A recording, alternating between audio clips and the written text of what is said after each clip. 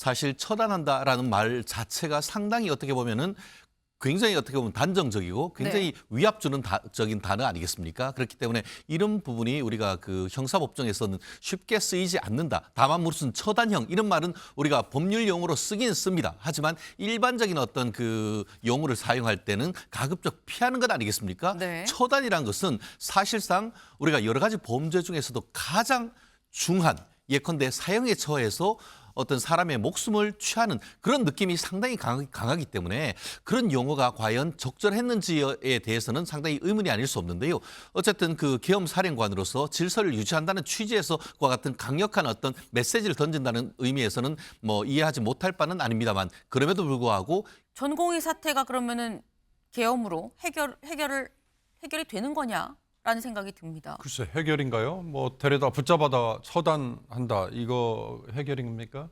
그러니까 저 5개, 6개 포고령 중에 네. 대강을 보면 기본권을 다 제한하겠다 이거잖아요. 언론사의 통제받는 뭐 한다. 여기 법률관이 나와가지고 우리 김은미 앵커의 얘기 사전 사후에 다 짚어내겠다. 그거 좋아요. 계엄법에 만약에 그런 규정이 있다면 왜냐하면 전시와 사변에 준하는 그런 상황이니까. 그런데 문제는 아무리 계엄이라도 입법부의 활동을 제약하지는 않았어요. 계엄이 선포되면 계엄 사령부가 포고령을 냅니다. 어떻게 하세요라는 명령, 지령 뭐 그렇게 생각을 하면 되는 거죠. 1호가 뭐였느냐? 다음 사항을 포고합니다. 국회와 지방의회 쭉 그래서 일체의 정치 활동을 금한다. 정치 활동을 금한다고 돼 있죠. 네. 그리고 두 번째, 자유민주주의 체제 부정하거나 전복을 기도하는 일체 행위를 금하고 가짜 뉴스, 여론 조작, 허위 선동을 금한다. 모든 언론과 출판은 계엄사의 통제를 받는다. 저희도 언론사도 계엄이 선포가 되면 사실상 통제를 받는 상황에 놓이게 된다라는 거죠. 그리고 사회 혼란을 조장하는 파업, 태업, 집회행위를 금하고 전공의를 비롯하여 파업 중이거나 의료 현장을 이탈한 모든 의료인은 48시간 내 본업에 복귀하여 충실히 근무하고 위반 시는 계엄법에 의해 처단한다라고 돼 있습니다. 반국가 세력, 네, 뭐 이게 뭐 최소화할 수 있도록 조치한다라고 돼 있고요. 마지막 이상의 위반자에 대해선 지금 제9조 이 계엄사령관 조치권에 의해서 영장 없이 체포, 구금, 압수수색을 할 수 있으며 계엄법 제14조에 의하여 처단한다라고 돼 있습니다. 근데 이게 최진영 변호사님, 네, 저희 잠깐 설명하는 동안 또 잠깐 들어오셨어요. 네, 저희 얘기가 지금 상당히 뭐 가짜 뉴스, 여론조작, 허위선동 뭐 이런 거는 뭐 저희가 뭐 볼 수 있는 건데 처단한다는 문구가 여기도 있고요. 마지막에도 있습니다. 근데 처단을 한다는 게 법률적인 용어인 거냐, 여기서 처단은 뭘 의미하는 거냐라는 의문이 듭니다. 그렇습니다. 제일 마지막에 봤을 때는 계엄법 제14조 벌칙에 의하여 처단한다 이렇게 네. 돼 있는 것이고 그리고 이거 발령권자가 지금 계엄사령관 육군 대장으로 하다 보니까 상당히 군사적인 용어를 많이 쓴 것 같다라는 생각이 듭니다. 네. 일반적인 어떤 그 우리가 이른바 민간 법정이나 이런 데에서는 사실 처단한다라는 말 자체가 상당히 어떻게 보면은 굉장히 어떻게 보면 단정적이고 굉장히 위압 주는 적인 단어 아니겠습니까? 그렇기 때문에 이런 부분이 우리가 그 형사법정에서는 쉽게 쓰이지 않는다. 다만 무슨 처단형 이런 말은 우리가 법률 용어로 쓰긴 씁니다. 하지만 일반적인 어떤 그 용어를 사용할 때는 가급적 피하는 것 아니겠습니까? 네. 처단이란 것은 사실상 우리가 여러 가지 범죄 중에서도 가장 중한 예컨대 사형에 처해서 어떤 사람의 목숨을 취하는 그런 느낌이 상당히 강하기 때문에 그런 용어가 과연 적절했는지에 대해서는 상당히 의문이 아닐 수 없는데요. 어쨌든 그 계엄 사령관으로서 질서를 유지한다는 취지에서 그와 같은 강력한 어떤 메시지를 던진다는 의미에서는 뭐 이해하지 못할 바는 아닙니다만 그럼에도 불구하고 21세기 민주 선진 사회에서 저와 같은 단어를 사용한 것에 대해서는 사실 그 우리 소셜 미디어 각종 카페나 이런 데에서 이 부분에 대해서도 상당히 큰 문제를 제기하고 있는 것은 현실인 것 같습니다. 네. 사실상 지금 이 포고령을 아무래도 계엄사령관이 지금 육군대장 박안수입니다. 육군대장이 이제 내면서 다소 좀 과격한 뭐 좀 그런 어떻게 보면 좀 군사적인 어떤 그런 용어의 느낌이 나는 단어가 쓰인 것 같은데 좀 부적절하긴 했다라고 말씀을 하셨어요. 근데 뭐 용어도 용어긴 합니다만 여길 보면 지금 뭐라고 나오냐면 5번이죠. 전공의를 비롯하여 파업 중이거나 의료 현장을 이탈한 모든 의료인은 48시간 내에 본업에 복귀하여 충실히 근무하고 위반 시는 개헌법에 의해 처단한다라고 돼 있거든요. 전공의 파업 사태까지도 지금 여기 안에 들어있다라는 거예요. 그럼 윤경호 위원님, 사실상 이게 만약에 계엄이 제대로 지금 쭉 이 시행이 된다고 한다면 전공의 사태가 그러면은 계엄으로 해결이 되는 거냐라는 생각이 듭니다. 글쎄 해결인가요? 뭐 데려다 붙잡아다 처단한다 이거 해결입니까? 그러니까 저 5개, 6개 포고령 중에 네. 대강을 보면 기본권을 다 제한하겠다 이거잖아요. 언론사의 통제받는 뭐 한다. 여기 법률관이 나와가지고 우리 김은미 앵커의 얘기 사전 사후에 다 짚어내겠다. 그 좋아요. 개헌법에 만약에 그런 규정이 있다면 왜냐하면 전시와 사변에 준하는 그런 상황이니까. 그런데 문제는 아무리 계엄이라도 입법부의 활동을 제약하지는 않았어요. 저 1번에 있는 집회, 결사, 시위에 대한 제약은 뭐 개헌법에 있을 수 있다고 봅니다. 그러나 네. 국회와 지방의회, 정당의 활동, 그러니까 입법권에 대해서 제약을 가한 이게 과연 개헌법 사항 내에서 이루어진 거냐. 만약에 그렇지 않다면 이건 위법이고 위헌이란 말이죠. 어저께 군 병력이 국회 유리창을 깨고 들어가서 네. 물론 물리적인 충돌 없었습니다. 다행입니다. 물론 있긴 있었다고 해요. 가벼운 충돌은.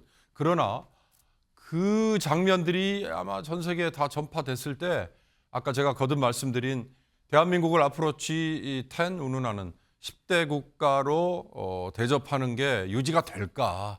저는 저 장면 하나로 인해서 아마 대한민국은 이제 동유럽의 어느 국가, 남미의 어느 국가, 독재자들이 실컷 장악을 했던 그런 나라 대접을 받는 게 바로 저것 때문이 아닐까. 그리고 내란죄 운운하는 얘기를 야당에서 감히 할 수 있는 얘기가 바로 입법권에 대한 제약을 하려고 시도했던 바로 저 점이라는 생각이 듭니다.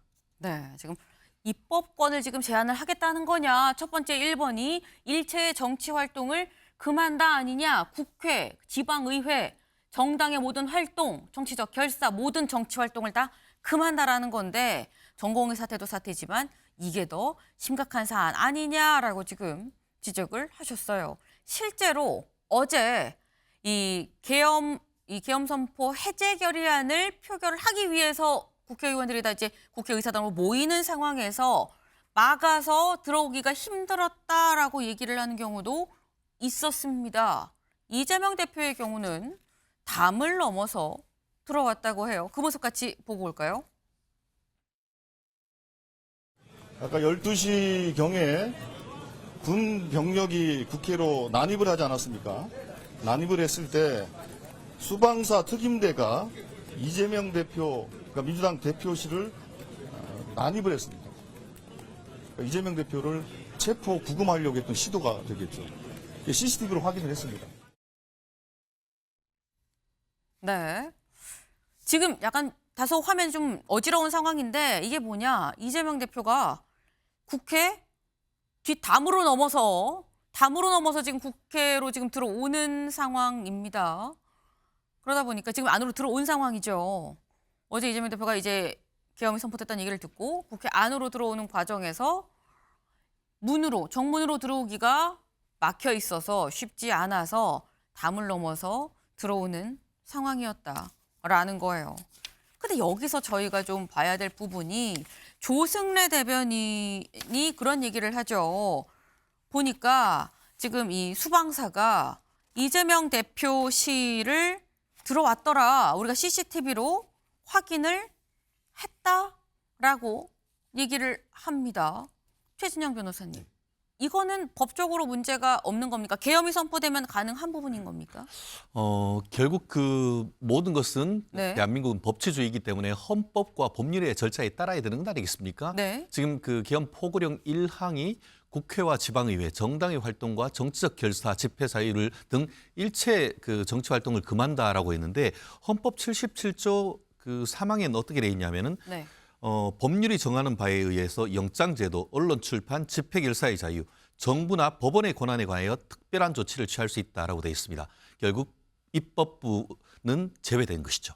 사법부와 그 정부에 대한 어떤 특별한 절차를 할 수 있는 것이지 네. 저 1항으로서 국회와 지방의회, 정당의 정치적 활동의 자유, 뒤에 정당의 정치적 자유나 집회 시위에 대해서는 이게 어떻게 보면 헌법으로서 충분히 제한이 가능한데 네. 저기에 키워드로서 국회에 관한 어떤 그 활동을 금지할 수 있는지에 대해서는 네. 사실 가장 큰 문제가 되는 것이 이 부분인 것이고 민주당도 지금 얘기하고 있는 국회의 정치 활동 이 부분에 대해서 가장 큰 문제를 지금 삼고 있는 것 같습니다. 말씀드린 것처럼 회기 중이다라고 한다고 하면은 그것에 대해서 즉시 통보를 해야 되는 것이고 네. 회기 중이 아니다라고 한다고 하면은 그 부분에 대해서 그 국회 소집을 요청을 해야 되는 것이 이 헌법과 개헌법에 따른 절차인데 과연 이번 개헌이 과연 그런 헌법과 개헌법에 대한 절차에 따른 것인지에 대해서는 네. 사실 많은 법률가들이 문제를 제기하는 시점인 것이고 다른 어떤 내용보다도 사실상 저기에 1번에 들어왔던 첫 번째 키워드 국회란 그 키워드에 대해서 상당 부분 앞으로도 법률적 정치적 문제가 될 것으로 예상을 합니다. 네.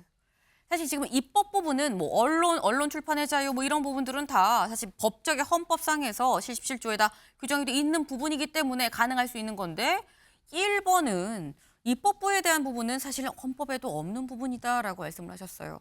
근데 최수영 의원님, 사실 우리가 이번 계엄이 44년 만이죠. 네.